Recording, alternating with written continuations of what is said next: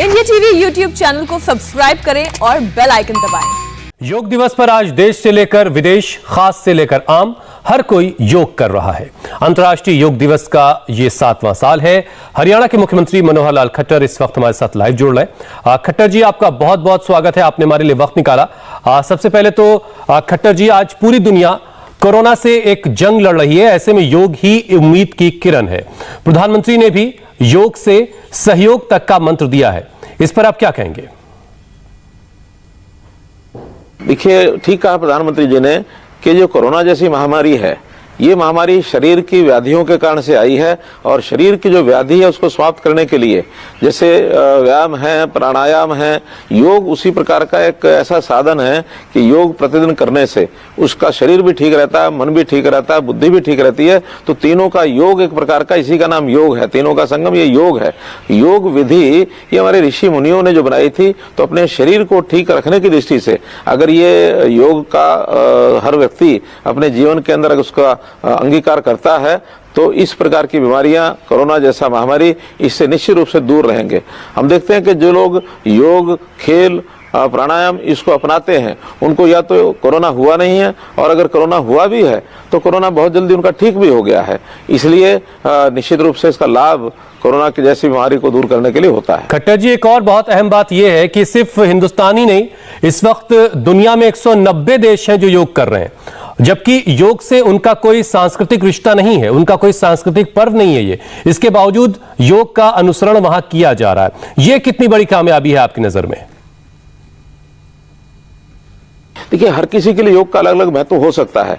कोई सांस्कृतिक इस परंपरा के नाते से योग को अपनाता है, कोई शरीर के व्यायाम के नाते से अपनाता है, कोई साधना के नाते अपनाता है, किसी का जीवनचर्या ठीक रखने की दृष्टि से योग को अपनाता है। योग के 8 भाग हैं।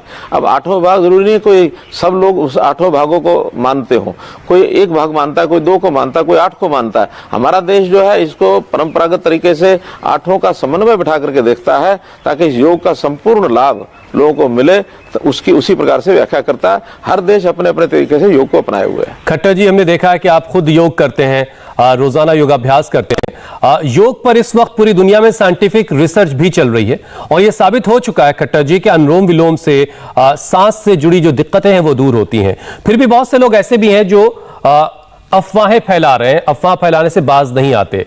ऐसे लोगों को आप क्या संदेश देना चाहेंगे? देखिए, उनके मानस में कहना कहीं विकृति है कि कहीं योग का लाभ नरेंद्र मोदी ना उठा रहे हो, योग का लाभ कहीं भारतीय जनता पार्टी ना उठा रही हो, भारत सरकार ना उठा रही हो। इस प्रकार के विषय नहीं होते। ये संकीर्ण मानसिकता के कारण से इन चीजों का विरोध होता है। जो चीजें शाश्वत होती हैं और शाश्वत सिद्धांत के नाते से अपनाई जाती हैं, इसका विरोध कतई उचित नहीं है। इसका विरोध करने का कोई कारण भी नहीं है। खट्टर जी, तीसरी लहर में बच्चों के लिए ज्यादा खतरा बताया जा रहा है, सरकार भी आगाह कर रही है, स्टडीज भी बता रही हैं। तो आज बच्चों की ऑनलाइन क्लास में भी उन्हें 10 से 15 मिनट का योगाभ्यास करवाया जा रहा है। बच्चों में योग को बढ़ावा देना आप कितना जरूरी मानते हैं? हमने तो कर ही दिया है। हमने इस वर्ष योग को पहली से लेकर के 10वीं तक पाठ्यक्रम में ले आए हैं, ताकि उस पाठ्यक्रम के माध्यम से एक बच्चों को, यानी जैसे कहा जाता है कैच दम यंग, तो यंग जनरेशन को योग का महत्व तभी पता लगेगा जब शिक्षा में उनको योग का महत्व बताया जाएगा। इसलिए योग का जो महत्व है बचपन में ही अगर लगेगा तो शरीर का एक आवश्यक एक क्रिया ये आदमी की, नागरिक की बनेगी, ताकि वो निरंतर निरोगी रहे। योग जिसने अपनाया है वो हमेशा निरोगी रहा है। तो ये बचपन में ही इसको पकड़ना और उनको इस योग की विधि को बताना ये बहुत आवश्यक है।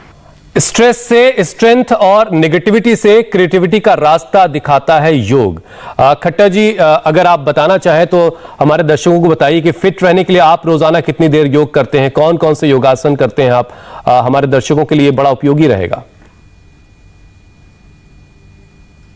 मैं प्रतिदिन लगभग 45 मिनट का एक कोर्स होता है मेरा योग का। योग में चाहे वो सूक्ष्म योग हैं, खड़े होकर करने वाले योग हैं, लेटने वाले योग हैं, सब तरह के योग। मैंने एक योग शिक्षक को भी अपने साथ रखा हुआ है। वो समय समय पर ऐसे जो कठिन योग है उनका अभ्यास भी मुझे वो कराते हैं। ये ठीक है कि आयु के कारण से कुछ योग करना शायद कठिन हो जाता है, लेकिन सामान्यतः मैं 12-13 योग प्रतिदिन करता हूँ। लेकिन फिर भी नहीं आती। आप रोजाना 45 मिनट योग करते हैं, ये बड़ी बात है और इससे लोगों को योग करने की प्रेरणा मिलती है। बहुत बहुत शुक्रिया मनोहर लाल खट्टर जी, आपने हमारे लिए वक्त निकाला। बहुत बहुत धन्यवाद। नमस्ते, मैं हूं मीनाक्षी जोशी। वीडियो और खबरों से अपडेट रहने के लिए India TV YouTube channel subscribe करें, बेल आइकन दबाना ना भूलें। जुड़े रहें इंडिया टीवी के साथ।